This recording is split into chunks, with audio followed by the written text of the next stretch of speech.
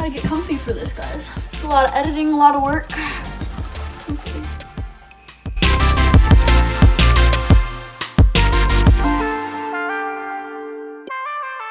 Hey guys, I'm Sydney Nicole. Welcome back to my channel. Today I'm going to be doing a little video about Vsco. I'm going to be talking about, no, I'm not going to be talking, I'm going to show you.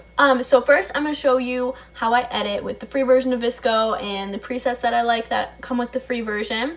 And then I'm going to show you how I edit with Vsco X. I'm going to show you the presets that I like that you get with Vsco X and show you all the like additional little features that I like on Vsco X. And then I'm going to talk about if Vsco X is worth the $20 a year subscription and all of that. So let's just do it. Here's my phone. If you haven't seen my What's on My iPhone video, I don't know what side it's on. It's gonna be on one of these sides. Check it out after this. Okay, so I'm gonna screen record now. Oh, so here's my Vsco. Shout out to my Vsco page. First, I'm going to show you how I edit using the presets and the settings from the free version of Vsco. I'm just going to be using this picture of my mom and I already posted this on my Instagram, actually. Oh, also, follow my Instagram if you aren't already. I'll put my link to my Instagram in the descriptions below if you want to give me a follow. With the free version of Vsco, my all-time favorite preset or filter, whatever you want to call it, is M5. I love the tones. I think it brings out the whites really well and also it makes you look really tan. When I do use filters, I don't typically use them at like the full strength. I'll put it anywhere between like a 6 and like a 10 usually. Yeah, it just depends on the photo how much of the filter I want to add to it. I'm gonna go with like around 9 for this one, I feel like. Okay, so then when I edit with all of like the little tools, I go from left to right just because it's the easiest and makes the most sense to me to edit that way. So I start with the exposure. I always bring the exposure up on my photos. I like when they look really bright. I usually do it in between somewhere like 0.5 and 2 at the most. I think I'm gonna stick to around 1 for this picture. Then I will change the contrast of my photos. I really don't like when photos are super contrasty, so I usually bring it down to the negatives. About like -1 is usually good for me.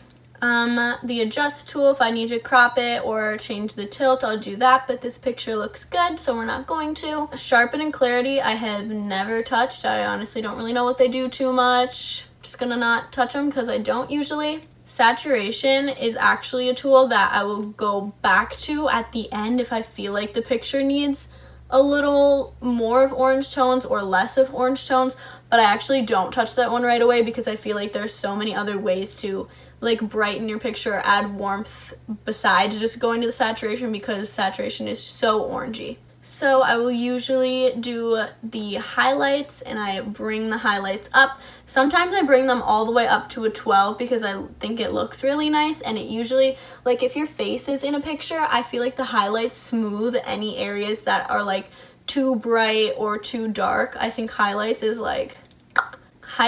the key. That's one of my favorite little like tools on Vsco for sure. So I always bring the highlights up quite a bit. For white balance, I don't know when I got into this habit, but I always change the temperature to a little bit cooler, usually like 0.5 towards the blue, and then the tint like 0.5 towards the pink. I don't really know how much of a difference this makes on my photos, honestly, but I've just gotten into the habit of it, so that's what I do every time I edit. And then skin tone completely depends on the picture. Sometimes I'll bring it towards like the more yellowy skin tone and sometimes I'll bring it more towards the pink skin tone. Totally depends on the picture for this. For this photo, I'm gonna bring it up a little bit. And then this is where I would come back to the saturation if needed. I don't think it's necessary in this picture. I think where it's at is a good balance personally. Then for some photos, I'll add just a touch of grain. I don't think I would do it to this picture, but for some I do if I want them to look a little more distressed or older. Fade, I might use that if it's like, fade is really similar to contrast in my opinion, except you can't like make it more contrasty. It's like doing negative contrast, and I like adding fade to it sometimes just like the tiniest bit. And then lastly, I always add a touch of red shadows to my photo. I think this little tip makes you look a tiny bit tanner because then all of the shadows like on your body, like on my legs and my mom's legs in this picture, there are a lot of shadows, and I feel like when you add a little bit of red tone, it just makes you look a little bit tanner.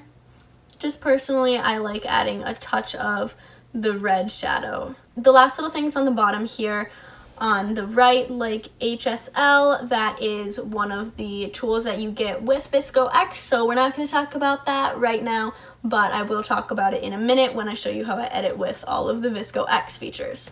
So stay tuned. Okay, so for this photo, I think I'm pretty much done. Here's what it looked like before, and here's what it looks like now. I really love the preset that I used. I feel like that is like the tip to all of this, is to have a good preset. Okay, so before we're finished talking about the free version of Vsco, I'm going to import this same photo one more time just so I can show you another one of my favorite filters or presets that are on the free version. So this one is called OC. As you can tell, it is pretty similar to M5, but M5 gives you a little more of some darkness and tan, and OC is a little bit brighter and less orangey tanned, I feel like. So this one, as always, I'll put it between like 0.6 and like 0.10ish, but I'm not going to go into editing this whole picture again since I already showed you how I use all those tools.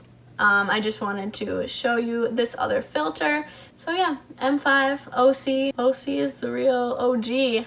I have bad jokes.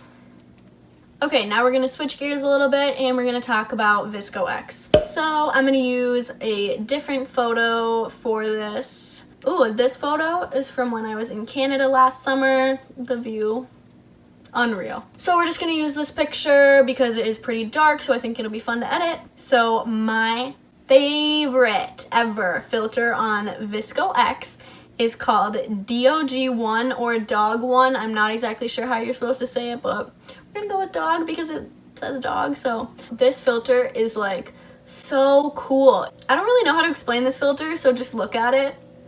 Sorry. But it makes you tan. I really, really like this filter, especially for pictures when your face is more in it than this picture. It makes you look so glowy and bronzy. That's the word. This filter is so like bronze. Like bronze. Oh my gosh, like I love it so much. Maybe this is not the ideal picture to be like showing this filter off, but we're already going with it. So I'm gonna put it at like 8.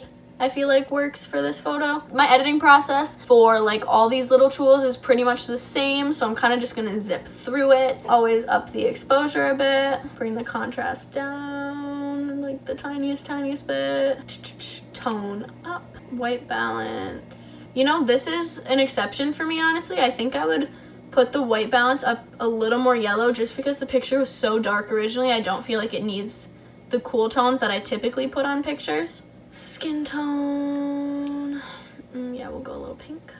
Now that I've done all those little things that are the same as the Vsco free version, we're gonna talk about HSL. This is so cool, like so cool.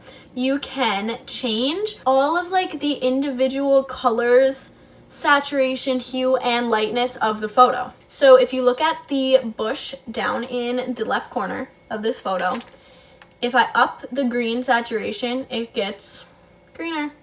If I lower the green saturation by green, and you can change the lightness and darkness of the green, you can change the hue of the green, so we're getting to like a blue green or to like a yellow green.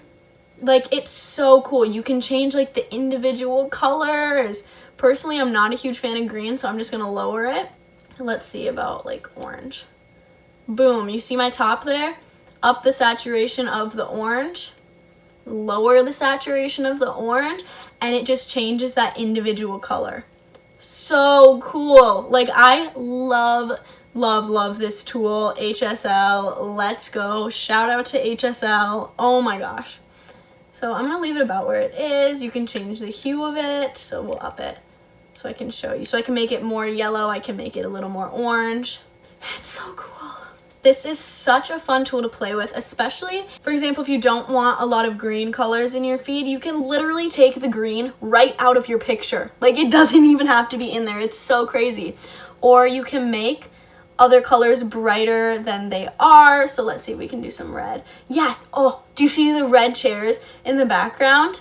I can make that red just pop. Like, it's so cool. Or I can make it like more pink if I go to this side of the hue, more orange if I go over here. I can make it lighter or a deeper red back there.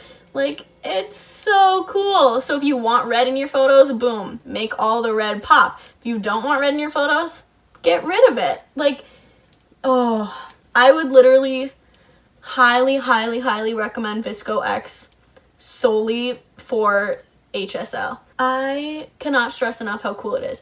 If you guys have heard of like Photoshop Lightroom, this tool is pretty much like almost exactly what Lightroom does, is where it focuses on one color and you can change like all like whatever of the color. This is what it's doing. So if you like are getting into editing a little bit and you really like doing stuff with the colors, which is what a lot of people do, honestly, is like a lot of color stuff, because people's feeds are usually based off of like color if you're going for a feed theme. So HSL is literally your key to getting a aesthetic feed of like having all the same colors, because you can manipulate the exact colors in your pictures. It's crazy. Okay, so here's what my photo looked like before. I don't really like blues too much, so obviously I took that out. Here's what it looks like now with this filter. I love the dog one filter. I'm gonna quick show you guys what the dog filter looks like on photos with your face in it, just because I did talk for a second about how it looks so good, but I didn't really show you guys, so I am gonna do that quick. Okay, so I'm just gonna show you a photo that I already edited with the dog one filter. So this is already edited with it, but I just want to show you the difference. So I'm just going to hold down. This is what it looks like before I edit it, and this is what it looks like with the filter. I think this filter is so freaking pretty on skin. It makes you so bronzed and golden, and it's so cute. So that's the difference of that filter, just so I can show it on a face, like I was trying to tell you that it looked good on faces, but I wasn't showing it, so there you go. One other amazing, cool, awesome thing that comes with Vsco X, that is editing videos. So I'm actually just gonna stop screen recording because there's really nothing to show you here. We're just gonna talk about it quick. So what I was talking about with the whole video thing, when you have Vsco X, you can filter and edit the crap out of videos, not just pictures, which honestly, if you're doing YouTube or you just want to edit videos, like if you're posting a video on your Instagram and you don't want to just post a raw video, or you don't want to edit it on Instagram, you can edit it with Vsco X, because you can edit videos. You can put the same filter on your videos that you put on pictures,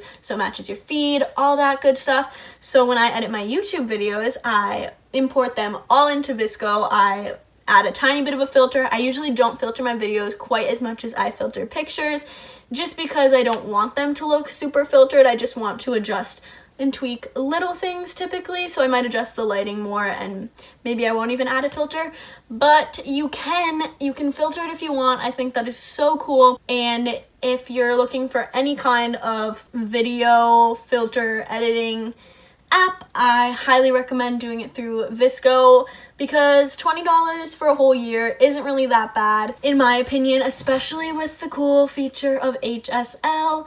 As I have said, I love this so much. It's so cool. Can't stress it enough. If you guys have any questions about what HSL is, let me know and I will try and go through and reply to them. So to answer the question, is Vsco X worth it? In my opinion, I think it is so worth it, not just for the Instagram aesthetic part and for editing pictures and HSL, but because I do YouTube videos and I can edit my videos with Vsco. So worth it. $20, like, so worth it to me. I love Vsco X. I would highly recommend it. And like, I know I only showed one filter on Vsco X just because that's my favorite, but there are like 300 like filters or presets, like 300. So if you didn't like the dog one that I used, like, I promise you there are a million out there. There are so many. I haven't even had time to go through all of the presets because there are so many. I think that's going to wrap up this video for the most part. If you guys have any other questions about Vsco or Vsco X at all, let me know. Thank you so much for watching. If you enjoyed this video, please give it a big thumbs up, and most importantly, subscribe to my channel because I post videos every Wednesday and Sunday, so I'll be back 2 days a week with something interesting. If you guys want more videos talking about my editing process, Instagram, any of that, let me know because I can do more of those. I will see you again soon.